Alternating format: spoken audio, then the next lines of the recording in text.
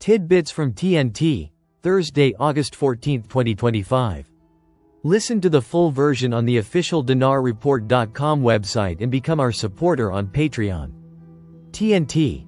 Tishwash, the governor of the Central Bank of Iraq, meets with the International Finance Corporation's representative in Iraq.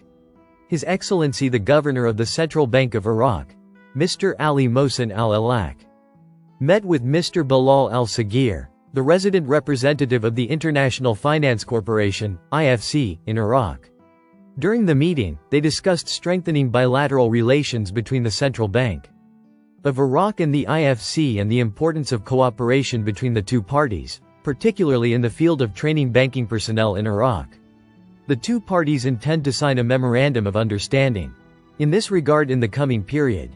His Excellency the Governor discussed the proposal to establish a leasing company with local and foreign participation. This is a financial system used to provide financing to projects and individuals without the need to directly purchase assets such as machinery and industrial equipment, vehicles, offices, and warehouses. This proposal supports emerging projects and small and medium-sized enterprises seeking easy and flexible financing.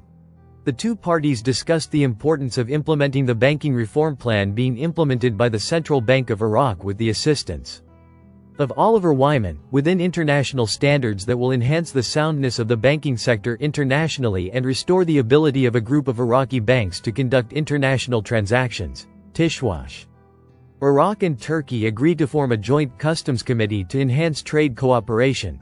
Iraq and Turkey agreed on Wednesday to form the Iraqi-Turkish Joint Customs Committee, as part of strengthening cooperation between the two countries' customs authorities. This will contribute to developing trade relations and facilitating the movement of goods across border crossings. A statement issued by the Iraqi embassy in Ankara stated that the agreement came during a meeting held in the Turkish capital, Ankara, chaired by Sami Abdul Hussein Radi, advisor to the Prime Minister of Iraq for Border Ports, Customs and Transport Affairs, and Sezai Akarmak, Deputy Minister of Trade of Turkey.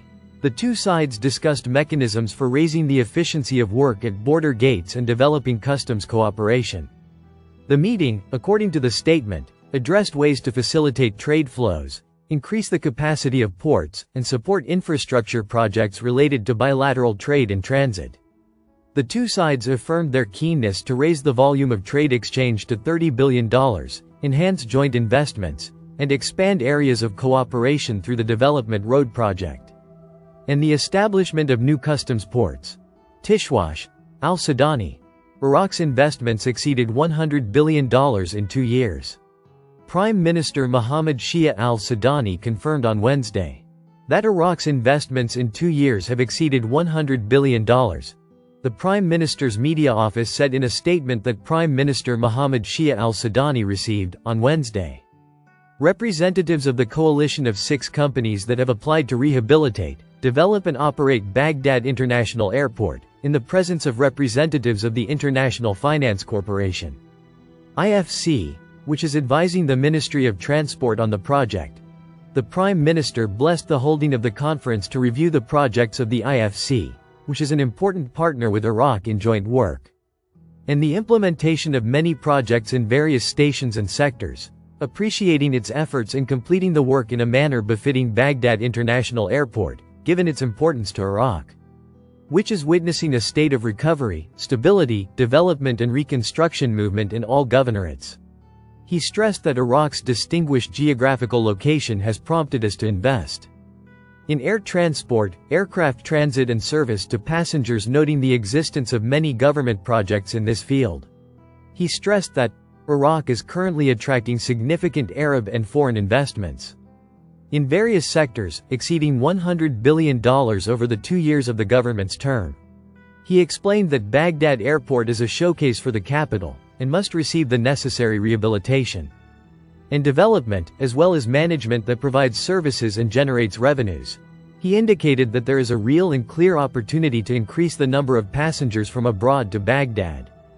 Pointing to the need to reconsider the management style of the government sector, in airports and most sectors, he stressed that the opportunity is available at Baghdad Airport, and at the airports of Najaf, Basra, Nasiriyah and Mosul, and we have chosen successful experiences in the region for managing and operating airports, noting that we have contracted with the International Finance Corporation, IFC, to work as a specialized advisory body to prepare the investment portfolio for the development and operation of Baghdad Airport.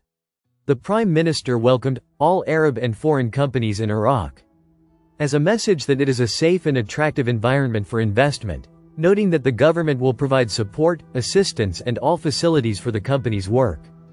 He explained that the project to rehabilitate, develop and operate Baghdad Airport is based on a desire to find the best coalition, company or investor that can provide a successful model for the airport. Listen to the full version on the official dinarreport.com website and become our supporter on Patreon. Source: Dinar Recaps.